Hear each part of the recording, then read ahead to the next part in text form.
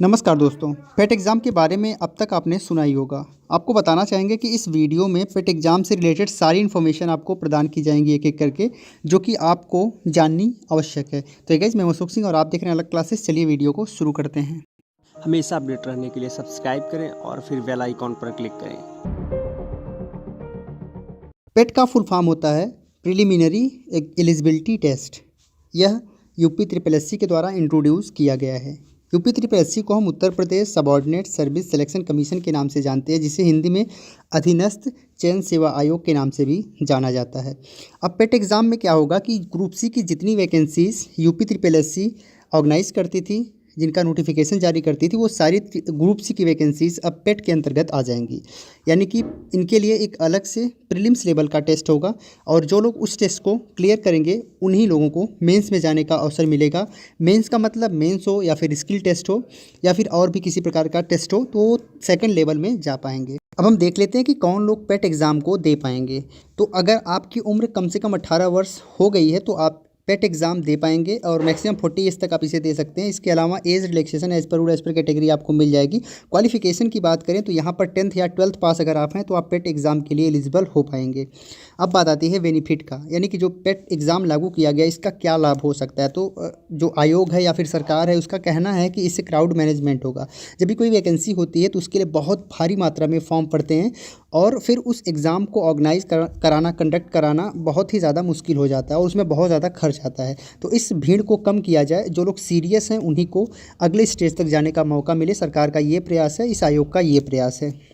अब यहाँ पर दूसरा जो यहाँ पर बेनिफिट होने वाला है वो ये है कि सीरियस कैंडिडेट जो होंगे वही इसके अगले लेवल में पहुँच पाएंगे। जो सीरियस नहीं होंगे, जो नॉन सीरियस होंगे, वो पेट एग्ज़ाम से ही बाहर हो जाएंगे। पेट एग्ज़ाम प्रत्येक वर्ष होगा, और अगर आप एक बार पास कर लेते हैं तो आपका जो सर्टिफिकेट आपको मिलेगा वो 1 वर्ष तक वैलिड होगा। यानी उस 1 वर्ष में जो भी वैकेंसीज आएंगी यूपी ट्रिपल एससी से, उनमें आप अप्लाई कर सकते हैं और ईजिली आप उनके अगले स्टेज को दे सकते हैं। अब हम यूपी ट्रिपल एससी एग्जामिनेशन के सिस्टम के बारे में जानेंगे। तो यूपी ट्रिपल एससी से जो भी वैकेंसीज आएंगी ग्रुप सी की, उसमें सबसे पहले टायर फर्स्ट होगा, जो कि पेट एग्ज़ाम के नाम से जाना जाएगा। जब आप टायर फर्स्ट पेट एग्ज़ाम देंगे, उसके बाद आपका जो स्कोर आएगा उसी हिसाब से एक कट ऑफ डिसाइड होगा।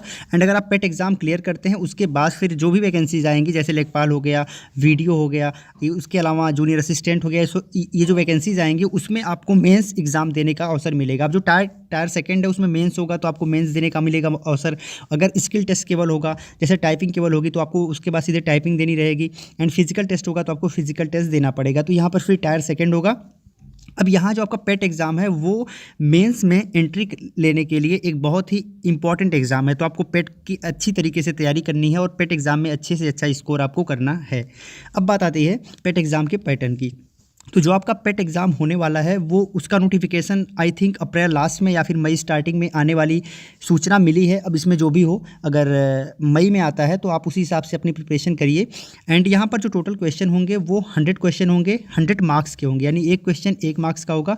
टोटल टाइमिंग 120 मिनट है, यानी कि 120 मिनट का मतलब हो गया 2 घंटे की टाइम यहाँ पर आपको मिलेगी। इसके अलावा एग्ज़ाम का जो लेवल होगा, जो इसके कठिनाई का स्तर होगा, वो इंटरमीडिएट स्तर का होगा। नेगेटिव मार्किंग यहाँ पर होगी 1/4 की, जिसे हम 0.25 मार्क्स कहते हैं। अर्थात अगर आप कोई क्वेश्चन सही करते हो तो आपको 1 नंबर मिलेगा, लेकिन अगर आप एक क्वेश्चन गलत करते हो तो 0.25 नंबर आपके कट जाएंगे। फिर से बताना चाहूँगा कि एग्ज़ाम जो होगा वो ऑफलाइन ही होगा अभी। अब बात आती है पेट एग्ज़ाम के पैटर्न की। तो यहाँ पर कुल 15 सब्जेक्ट हैं जिनसे क्वेश्चन पूछे जाएंगे। तो सबसे पहले इंडियन हिस्ट्री से 5 क्वेश्चन होंगे, इंडियन नेशनल मूवमेंट से 5 क्वेश्चन होंगे, जो कि हिस्ट्री के अंतर्गत ही आ जाएगा।